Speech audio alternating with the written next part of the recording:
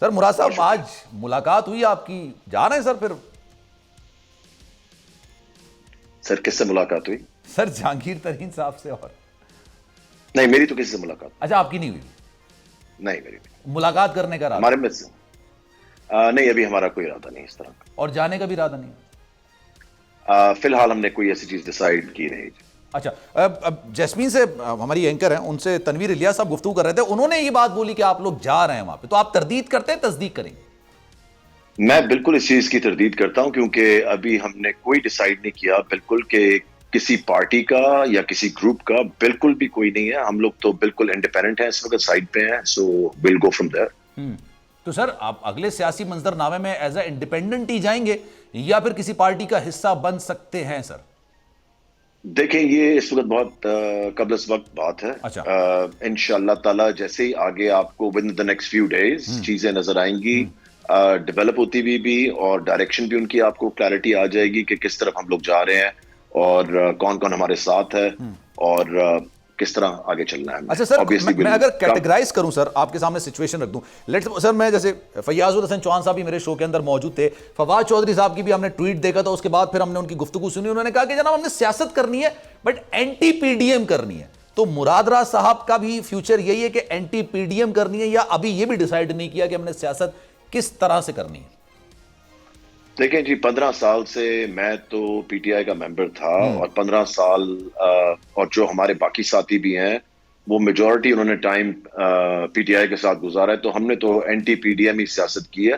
یا دیکھیں it's not anti P D M, جس نے اس ملک کو جہاں تک جس نہج پہ لے آئے ہیں اور سب چیزیں, اور جو اس کا قصور ہے, ہم تو اس کے خلاف, وہ اینٹی پی ڈی ایم ہو جو بھی اینٹی ہو, ہم تو ان دا سینس کہ ہم نے تو پالیٹکس اسی بیس پہ کرنی ہے. ٹھیک ہے. اور سر یہاں پہ ایک سوال یہ بھی اٹھتا ہے, آپ نے بات بالکل درست کی, آپ کا اپنا استحقاق ہے, آپ کی مرضی ہے کہ آپ کہاں جانا چاہتے ہیں, کس طرف جانا چاہتے ہیں, اور کس کے مخالف آپ جو ہے وہ الیکشنز لڑنا چاہتے ہیں. لیکن سر بنیادی سوال یہ بھی ہے نا کہ ابھی جب پنجاب میں بائی الیکشنز ہوئے تھے 20 سیٹوں کے اندر, جو منحرف اراکین تھے جو تحریک انصاف کو چھوڑ کے گئے تھے, اس کے بعد پھر کیا ہوا سر؟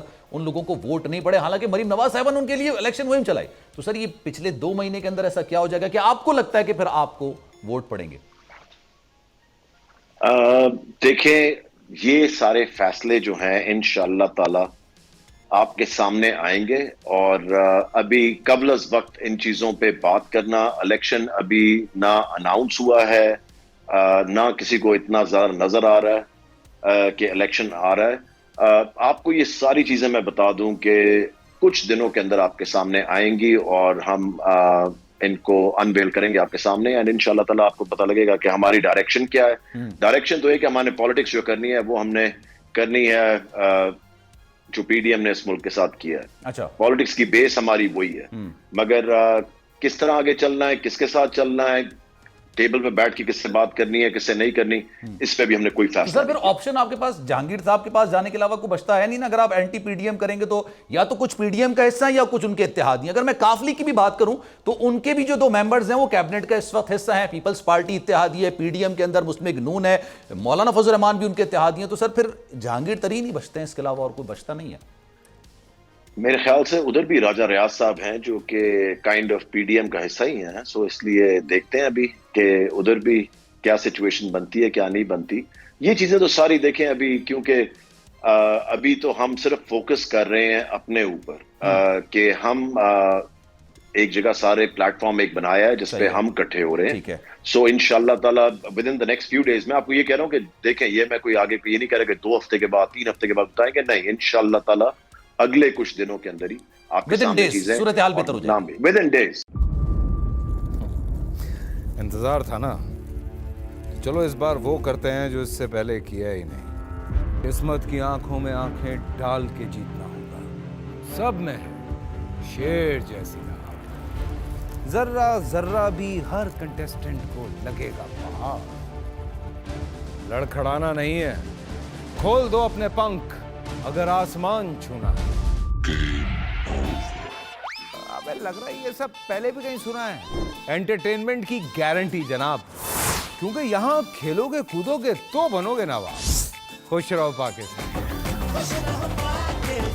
خوش رہو پاکستان, بدھ اور جمعرات شام 7 بجے صرف بول انٹرٹینمنٹ پر.